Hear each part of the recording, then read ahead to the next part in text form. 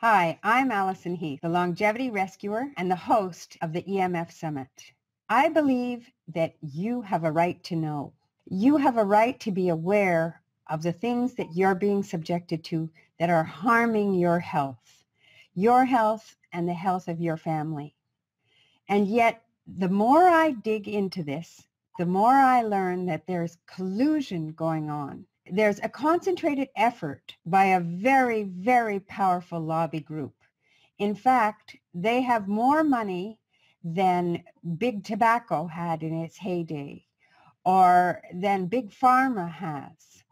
This is the communication industry. And there have been people who are speaking out and they are being silenced. They're losing their funding. They're being put onto Quack Watch, etc.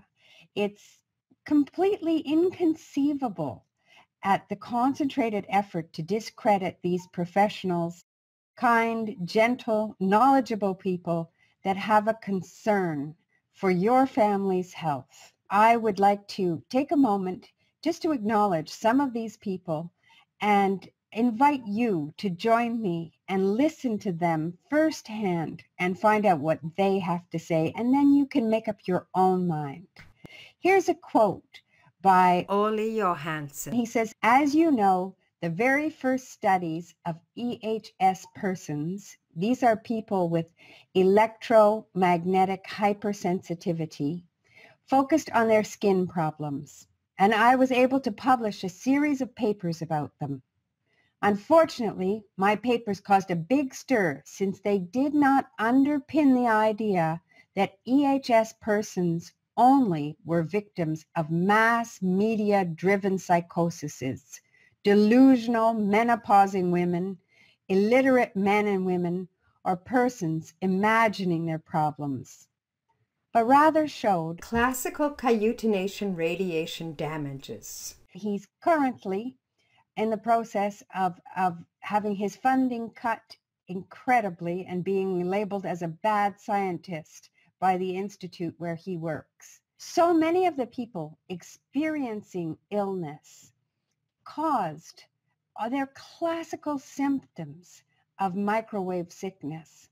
They're being labeled as having psychosomatic illnesses, and they're being pushed away by their physicians who don't necessarily know that much about it. Olli has done a great deal of work and studies on electromagnetic radiation and its effect on people. He has been incredibly persecuted. Henry Lai is another scientist working in Washington State University. He had his funding cut completely because he did a study using the same frequency of radiation that cell phones have. When we put the cell phone to our ear, we're getting that same radiation going into us as the studies that he did in his scientific lab. So he was using that same radiation level, and what he found was that there were breaks in the DNA. You know, the DNA has like two-stranded helix that goes up like that. There was not only a break in one strand, but also there could be a break in two strands. Now, if there's a break in one strand, that can be repaired. But a break in two strands, that causes damaged DNA to be passed on to the next generation.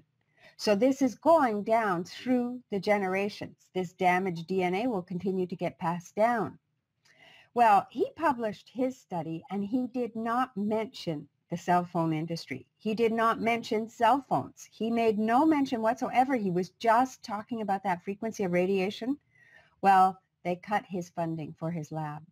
Motorola tried to have him fired. This is really a blatant case of persecution going on for scientists, and there are many, many more that I could list. They're doing research and they're trying to let people know. There are physicians like Dr. Dietrich Klinghardt. He is working with children with the full autism spectrum, and people are coming to him after they've seen 20 or 30 doctors and they can't find out what's wrong with them.